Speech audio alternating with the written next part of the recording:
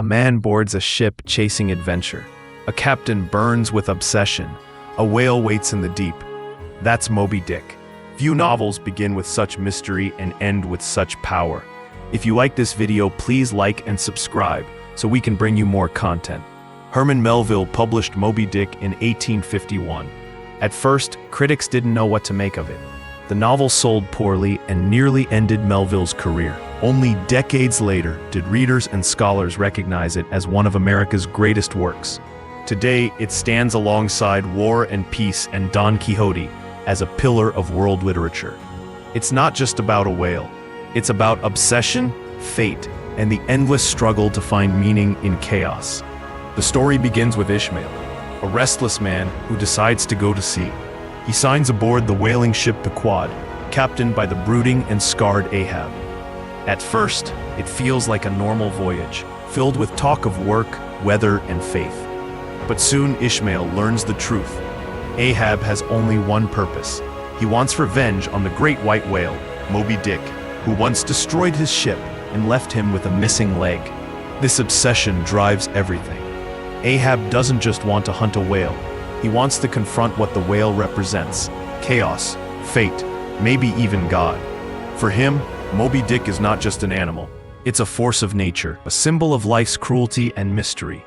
This mix of realism and philosophy makes the novel hard to pin down. Is it an adventure? A meditation on evil? A study of madness? The answer is yes to all three. Along the way, Melville shows us whaling in extraordinary detail.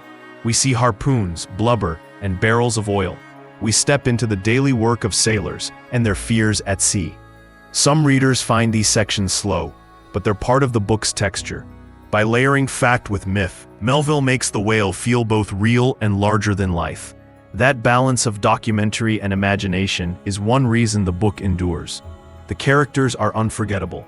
Ishmael, curious and thoughtful, guides us through the ship and its crew. Queequeg, the tattooed harpooner, forms a deep bond with Ishmael, showing friendship across cultures. Starbuck, the first mate, stands for reason and morality, but he can't stop Ahab's obsession. And then there's Ahab himself, one of literature's darkest figures. His rage is terrifying, but also magnetic. We feel both fear and pity as he drives his men toward doom.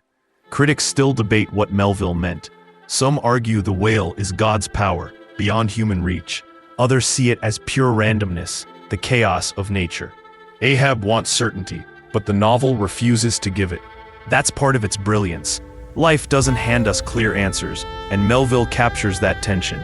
So why read Moby-Dick today? Because its questions are still ours. How do we face a world that feels uncontrollable? What happens when ambition crosses into obsession? Where do we draw the line between purpose and madness?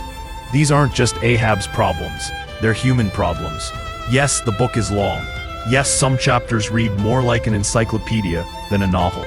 But those who finish it often say the effort feels worth it. Melville rewards patience with passages of raw beauty, humor, and terror. Few books capture both the vastness of the sea and the vastness of the human heart. Moby-Dick is about whaling, yes, but it's also about being alive in a world that won't explain itself. That's why readers keep returning to it, and why it still matters more than 170 years after Melville wrote it. It's not just a story about man versus whale. It's about man versus fate, man versus himself, and man versus the silence of the universe. Thank you for watching. If you like this video, please like and subscribe so we can bring you more content.